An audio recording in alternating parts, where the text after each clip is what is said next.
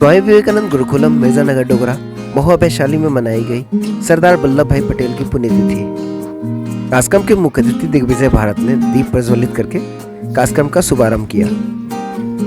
वह विद्यालय के निदेशक अमर कुशवाहा, विद्यालय प्रबंधन निदेशक मिंटू मौर्य, प्रधानाध्यापक राजेश कुमार, सहायक शिक्षक शिक्षिका मीना देवी, रीना सिंह, जितेंद्र कुमार, अर्पिता कुमारी एवं विशिष्ट अतिथि राहुल रंजन जी ने पुष्प अर्पित करके लौह पुरुष सरदार पटेल को अपनी श्रद्धा सुमन अर्पित किया। इसके बाद विद्यालय के सभी छात्र छात्राओं ने भी लौह पुरुष के तस्वीर पे पुष्प अर्पित करके अपनी श्रद्धा सुमन अर्पित किया। इस दौरान कार्यक्रम में अतिथियों को अंग वस्त्र प्रदान करके उन्हें सम्मानित किया गया। दिग्विजय भारत जी को आप लोग उनको स्वागत अपने तालियों से करेंगे। और राहुल रंजन जी, उनका भी स्वागत आप लोग ताली बजाकर करेंगे। एक बार बोलेंगे भारत माता की। तो हम आमंत्रित करते हैं श्री दिग्विजय भारत, जो आप लोगों को इस अवसर पर अपनी बातों को आपके बीच रखेंगे और हमारी धरती कैसे बचेगी इस विषय में भी अपनी ज्ञानपूर्ण बातों को हमारे बीच रखेंगे। आइए।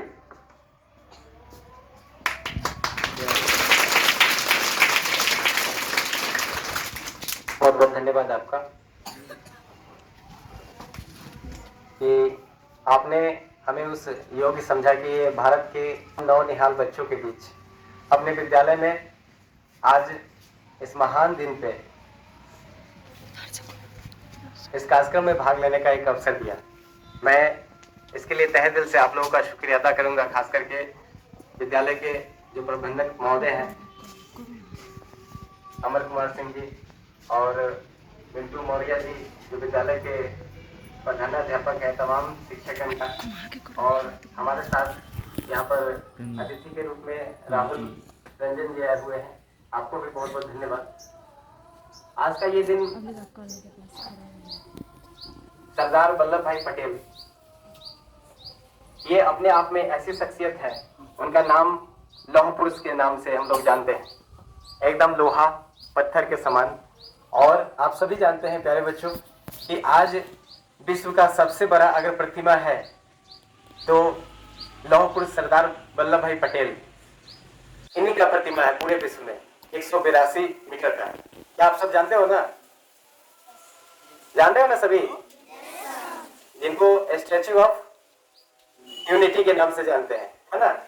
तो सरदार वल्लभ भाई पटेल ये अपने आप में ऐसी शख्सियत हुए कि इनके कारण ही आज जो हम लोग अखंड भारत, जो हम लोग आज अपने भारत पे और अपने तिरंगे पे जो आज नाज करते हैं, इन्होंने संपूर्ण देश को जो खंड खंड में बटा हुआ था सबको एक करने का काम किया। तो प्यारे बच्चों, आप लोग इस स्वामी विवेकानंद गुरुकुलम, नाम भी बहुत सुंदर है और एक महापुरुष के नाम पे है, और उसमें भी गुरुकुल, गुरुकुल का आचरण, गुरुकुल की शिक्षा, ये अपने आप में बहुत ही सुंदर होता है।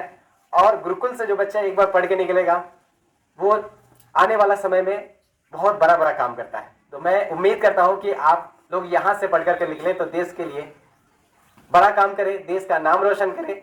ये गांव मिर्जानगर में ये गुरुकुल है और तमाम इसके जो व्यवस्थापक है, शिक्षकगण है, उनका मैं तहे दिल से धन्यवाद देना चाहूंगा कि आप लोग इस गांव के लिए बहुत बड़ा काम कर रहे हैं। मैं समझ रहा हूँ ये जो स्कूल चलाना, इसमें आप एक समाज सेवा कर रहे हैं, इसके अलावा कुछ नहीं। आपको इससे मैं नहीं समझता हूँ कि कुछ बेनिफिट होता होगा, कुछ आपको इनकम होता होगा, कुछ भी नहीं होता होगा, लेकिन आप समय दे रहे हैं अपने बच्चों को। इन बच्चों का भी दायित्व बनता है कि अपने गुरु को, गुरु के जो चरित्र है उनसे सीखे, आत्मसात करें। आपको एक छोटी सी मैं कहानी बताता हूँ कि एक बार की बात है कि एक गाय को शेर जो है पीछा कर रहा था, और पीछा करते करते वो क्या हुआ कि गाय जो है भागते भागते वो दलदल में फंस गई। पीछे से शेर भी उसको पीछा करते करते वो कुछ दूर दलदल में फंस गया। तो गाय जो है वो थोड़ा सा हंसने लगी शेर को देख करके, ये देखिए, देखो मैं तो यहाँ फंस गई हूँ, कोई दिक्कत नहीं, लेकिन तुम फंस गए हो, ये बहुत बड़ी दिक्कत है। तो बोला क्यों? तो देखो मेरा तो कोई है बचाने वाला, वो मुझे बचा लेगा, खोजते खोजते आएगा, लेकिन तुम्हें कौन बचाने वाला है? तुम्हें कौन बचाएगा। ये कहानी, ये छोटी सी बात मैं आपको इसलिए बता रहा हूं क्योंकि आप तमाम बच्चे, जब आपको लगे कि हम अकेले हैं, हमें कोई मदद करने वाला नहीं है, तो आप ये अपने आप को कतई नहीं समझना कि हम अकेले हैं। आपके अभिभावक आपके साथ है, आपके शिक्षक आपके साथ ताउम्र हमेशा रहेंगे। अगर आपका चरित्र अच्छा रहा तो ये बहुत अपने आप को गौरवान्वित महसूस करेंगे जब आप लोग कुछ करने के लिए आगे निकलोगे और कहीं भी फंस जाओगे। एक बार पहले एक समय था कि हम लोग मिल करके कहते थे, अभी तो कॉल कर सकते हो, इनको मिल करके बता सकते हो कि हम फलाना परेशानी में हम पड़ गए हैं। आपको कभी पीछे नहीं छोड़ेंगे, कभी अकेला नहीं छोड़ेंगे। ये बात एकदम 100% है। आप कभी ये नहीं सोचना कि हम इनसे कैसे बोलने जाए, कोई गलत काम कर लिए है, हमको डर लग रहा है, ऐसा मत सोचना। ये तुम्हारे माता पिता के जैसे हैं, एक दोस्त के जैसे हैं। उस समय बेझिझक सब कुछ बोल देना कि हमसे ये गलती हुई है, ये सब माफ कर देंगे। और माफ कर देंगे जहां हो सकता है कि आप इनको नहीं बताओगे, आप जाकर के कुछ ऐसे लोगों को बताओगे जो लगता है कि हमको ये बचा लेगा, वो थोड़ा बदमाश है, उसके पास थोड़ा ताकत है, उसके पास थोड़ा ज्यादा दोस्त लोग हैं, वो बचा लेगा। लेकिन वो रॉन्ग वे होगा, वो गलत रास्ता होगा। सही रास्ता आपके शिक्षक होंगे, आपके माता पिता होंगे, नहीं तो आप रास्ता से भटक सकते हो। देश को रही बात कि अखंड बनाने का, देश को मजबूत बनाने का, तो हमें लौह पुरुष से सीखना चाहिए। सरदार वल्लभ भाई पटेल लौह पुरुष उन्हें इसलिए कहा गया क्योंकि उन्होंने अपने नाम का लोहा दुनिया में मनवाया। सरदार उनका नाम क्यों पड़ा? गुजरात के ही गांव में अंग्रेजों द्वारा जो है वहां की लोकल जो सरकार थी, उन्होंने 30% टैक्स वहां पर बढ़ा दिया था, टैक्स बढ़ा दिया था। तो उन्होंने नेतृत्व किया था, अमरण अनशन किया था, और अनशन करके वहां लोगों को प्रेरित किया था कि तब तक हम टैक्स नहीं देंगे सरकार को जब तक ये अपने वापस प्रस्ताव को नहीं लेते हैं।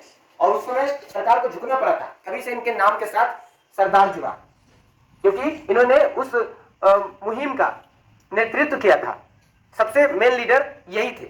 तो कहीं ना कहीं ये महात्मा गांधी के जो आंदोलन थे, जो स्वतंत्रता संग्राम के आंदोलन में ये जुड़ करके और आगे चलते गए और उस तरह से इनका नाम सरदार पटेल पड़ा। उसके बाद आपके सामने वो देश के उप प्रधानमंत्री बने। दूसरी बात कि अभी मिंटू जी बता रहे थे कि आप लोगों को पर्यावरण के बारे में भी मैं बताऊंगा। ये मेरा सबसे करीबी विषय है दुनिया में। मैं समझता हूं तो आज सबसे बड़ी अगर कोई समस्या है तो वो समस्या है पर्यावरण की, और दूसरी समस्या है करप्शन। ये दो चीज बहुत बड़ी जो है दीमक है, हमारे विश्व के लिए ही नहीं पूरी धरती के लिए दीमक है। आप जानते हो कि दीमक किसे कहते हैं? जब एक लकड़ी में जब दीमक लग जाता है तो लकड़ी को कमजोर कर देता है। उसी तरह से पूरे धरती को अगर कमजोर कोई कर रहा है तो वो कर रहा है हमारा पर्यावरण में जो प्रदूषण रूपी जो राक्षस है वो कमजोर कर रहा है। मैं इसके लिए अभियान चलाता हूं, हरियाली थीम एक पेड़ आपके नाम। क्या? हरियाली थीम एक पेड़ आपके नाम, पर्यावरण संरक्षण सह पौधारोपण महाअभियान। ये जो है एक पेड़ आपके नाम, आपके नाम, आपके नाम, सबके नाम से एक पेड़। वो कब तो हमारा है इतना करने के बाद है 10 बहाने पेड़ लगाने के, 10 बहाने पेड़ लगाने के, है ना। तो ये क्या 10 बहाने क्या है कि कभी भी ये पहला हो जाएगा शुभारंभ वृक्ष, उसका नाम है। कभी भी जब कुछ अच्छा करो शुभारंभ तो एक पेड़ लगा करके। दूसरी बात है जन्मोत्सव वृक्ष, जब आपका बर्थडे मनाते हो तो उस समय एक पेड़ लगा दो, क्योंकि जब तुम बड़े होगे, जितना साल के तुम बढ़ते जाओगे वो पेड़ भी तुम्हारे साथ बड़ा होगा। तीसरा है फ्रेंडशिप पौधा, यानी मित्रता वृक्ष।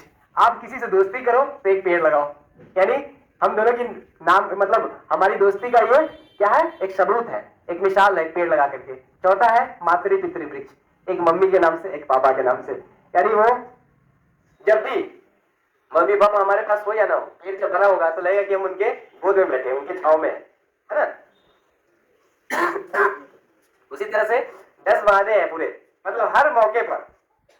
शादी पे भी मैं जाता हूँ, कोई अगर कार्ड देता है, मुझे इनवाइट करता है, तो मैं सबसे बड़ा गिफ्ट लेके जाता हूँ, एक पेड़ लगा के जाता हूँ। जब लेके जाता हूँ तो लोग बड़े जो गिफ्ट लेकर के आते हैं वो लोग भी कहते हैं कि देखिए हमारा गिफ्ट शायद याद नहीं किया जाएगा, लेकिन आपका गिफ्ट जो है वो हमेशा याद किया जाएगा, हमेशा। ये भी याद करेंगे और इनके आने वाली पीढ़ी भी याद करेगी। इस तरह से पूरे 10 बहाने हैं पेड़ लगाने का। आप देख सकते हैं हमारा फेसबुक पे भी एक पेड़ आपके नाम करके पेज आता है।